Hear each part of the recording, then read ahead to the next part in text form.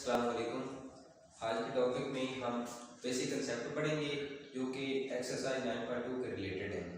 तो सबसे पहले हम देखते हैं उसमें कि हमारे पास पाइथागोरस थ्योरम क्या है कि इन राइट एंगल ट्राइंगल आपने सबसे पहले लेनी है, राइट एंगल ट्राइंगल के सामने बना लेनी है और जो एंगल होगा हमारा थीटा उसके सामने वाली साइड होगी उसको हम परपेंडिकुलर का नाम देंगे और उसके जो साथ होगी उसको हम नाम देंगे बेस का और इस साइड को हम नाम देंगे हाइपोटेनस का नाम देंगे।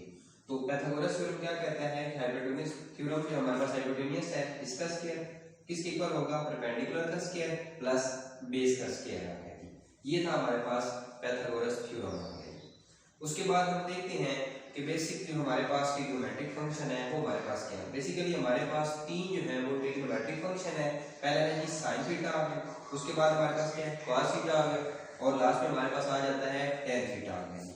अच्छा, अब हम इनका जो है वो देखते हैं कि ये जो हम इस राइट एंगल ट्रायंगल से sin थीटा cos थीटा और tan थीटा की वैल्यू जो है रिस्पेक्टिवली जो है वो फाइंड करते हैं। अब sin थीटा के लिए हमारे पास फार्मूला है जी, sin थीटा जो होता है वो परपेंडिकुलर ओवर हाइपोटेनस के इक्वल होता है, cos जो होता है वो हमारे पास बेस ओवर हाइपोटेनस के इक्वल होता है और tan थीटा जो है वो हमारे पास परपेंडिकुलर ओवर बेस के इक्वल होता है। ये है तीन बेसिक जो हमारे पास ट्रिग्नोमेट्रिक फंक्शन है। इसके बाद sin थीटा का जो रेसिप्रोकल होता है वो हमारे पास होता है कोसेकन थीटा और cos थीटा का जो रेसिप्रोकल होता है वो हमारे पास होता है सेकन थीटा और tan थीटा का जो हमारे पास रेसिप्रोकल होता है वो हमारे पास होता है cot थीटा।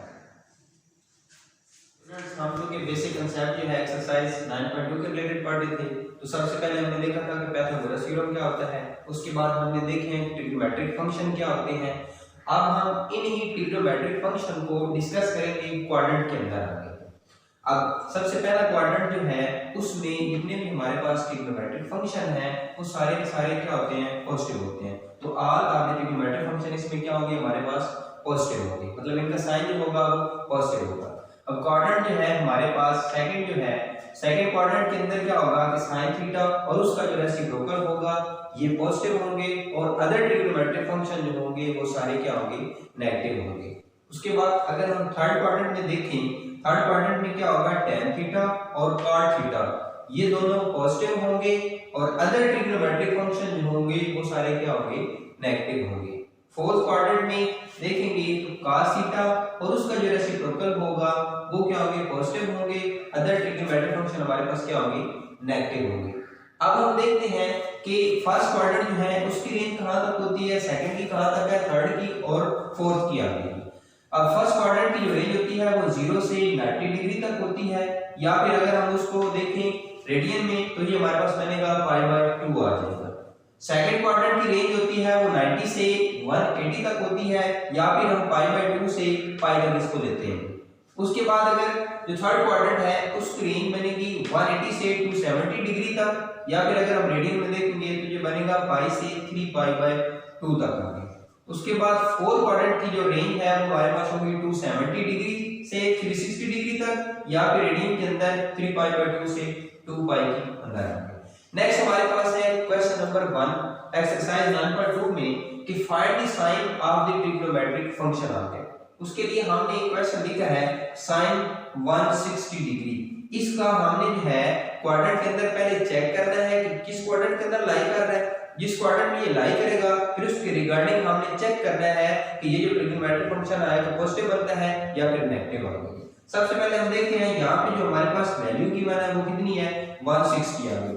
0 से 90 और 90 से 180 आ गई। इट्स मींस कि हमारा ये जो थीटा है, ये जो एंगल की जो वैल्यू है वो सेकंड क्वाड्रेंट के अंदर लाई कर रही है। इसका मतलब है कि ये तकरीबन जो है हमारे पास राउंड अबाउट कहीं यहाँ पे ये वैल्यू बनेगी sin 160 की। अब हमने ऊपर ये डिस्कस किया है कि सेकंड क्वाड्रेंट के अंदर साइन क्या होता है, पॉजिटिव होता है और उसका रेसिप्रोकल भी क्या होता है, पॉजिटिव होता है। तो इस क्वाड्रेंट के अंदर जो sin 160 है उसकी वैल्यू क्या होगी, पॉजिटिव। हम चूंकि बेसिक कांसेप्ट पढ़ रहे थे जो कि एक्सरसाइज 9.2 के रिलेटेड है। तो अब हम देखते हैं कि पहले हमने पढ़ा है ट्रिग्नोमेट्रिक फंक्शन क्या होते हैं, पाइथागोरस थ्योरम क्या होता है। अब हम इन ही ट्रिग्नोमेट्रिक फंक्शन को देखेंगे क्वाड्रेंट के अंदर। तो हमारे पास 4 क्वाड्रेंट होते हैं, first, second, third and fourth आ गए। उस पहले हम देखते हैं कि फर्स्ट क्वाड्रेंट की रेंज कहां तक होती की है, सेकंड की, थर्ड की, सिमिलरली फोर्थ की आ गई। अब फर्स्ट क्वाड्रेंट है उसकी रेंज होती है 0 से 90 डिग्री तक, या फिर अगर हम इसको रेडियन सिस्टम में डिस्कस करें तो ये बनेगा 0 से π/2 तक। सेकंड क्वाड्रेंट जो है उसकी रेंज होती है 180 डिग्री तक, तो या फिर हम इसको रेडियन में डिस्कस करेंगे तो ये हमारे पास बनेगा पाई रेडियन आ जाएगा। थर्ड जो हमारे पास क्वाड्रेंट है इसकी रेंज बनेगी 270 डिग्री तक, या फिर अगर हम रेडियन सिस्टम में देखें तो ये बनेगा 3π/2 आ जाएगा। और फोर्थ क्वाड्रेंट जो होता है वो डिग्री के अंदर 360 डिग्री आ जाएंगे और रेडियन सिस्टम के अंदर क्या बनेगा 2π आएगा। तो ये फर्स्ट, सेकंड, थर्ड और फोर्थ क्वाड्रेंट की रेंज है, मतलब ये कहां पे मतलब ये लाई करते हैं। उसके बाद हम देखते हैं इन ट्रिग्नोमेट्रिक फंक्शन को इन क्वाड्रेंट के अंदर। तो सबसे पहले जो क्वाड्रेंट है उसमें जितने भी ट्रिग्नोमेट्रिक फंक्शन है बेसिकली 3 है और बाकी उनसे 3 जो है उनके रेसिप्रोकल है। वो फर्स्ट क्वाड्रेंट के अंदर सारे के सारे क्या होते हैं, पॉजिटिव होते हैं। उसके बाद सेकंड क्वाड्रेंट में सिर्फ साइन और उसका जो रेसिप्रोकल होगा वो पॉजिटिव होंगे और बाकी सारे क्या होंगे, नेगेटिव होंगे। थर्ड क्वाड्रेंट के अंदर क्या होगा, tan और cot जो है वो पॉजिटिव होंगे और इसके अलावा जितने भी ट्रिग्नोमेट्रिक फंक्शन है वो सारे क्या होंगे, नेगेटिव होंगे। फोर्थ क्वाड्रेंट में cos और secant जो है ये हमारे पास पॉजिटिव होंगे और बाकी जो है हमारे पास सारे ट्रिग्नोमेट्रिक फंक्शन नेगेटिव होंगे। अच्छा, अब हम आते हैं एक्सरसाइज की तरफ। तो क्वेश्चन नंबर 1 है find the sine of trigonometric function. ये जो आपको ट्रिग्नोमेट्रिक फंक्शन दिए गए हैं इनके हमने साइन चेक करने हैं कि पॉजिटिव है या फिर नेगेटिव है। सबसे पहले हमारे पास क्वेश्चन है, क्वेश्चन नंबर 1 साइन 160 डिग्री आएगी।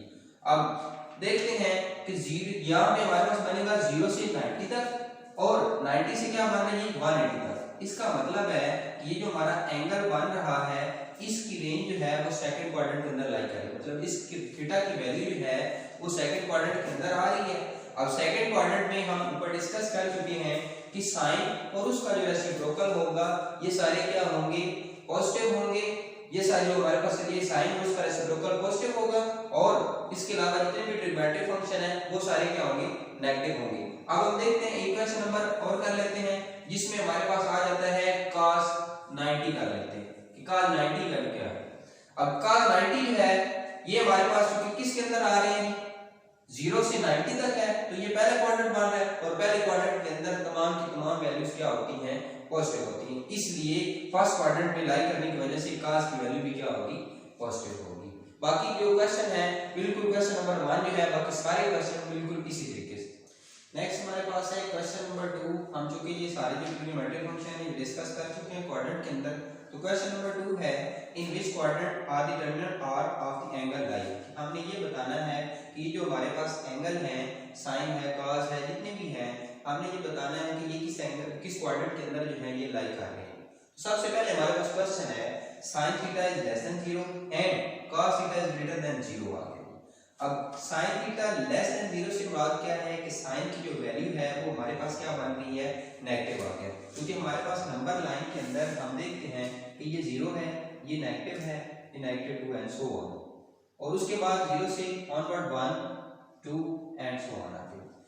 अब sin है, sin थीटा की वैल्यू लेस देन 0 से मुराद क्या है कि sin की वैल्यू हमारे पास क्या बन रही है, नेगेटिव बन रही है। And cos theta greater than 0 से मुराद क्या है कि cos की जो वैल्यू है वो हमारे पास क्या बन रही है, पॉजिटिव बन रही है। अब हमने ऐसा क्वाड्रेंट देखना है जिसके अंदर हमारे पास क्या हो, sin जो है वो हमारे पास नेगेटिव हो और cos थीटा जो है वो पॉजिटिव हो।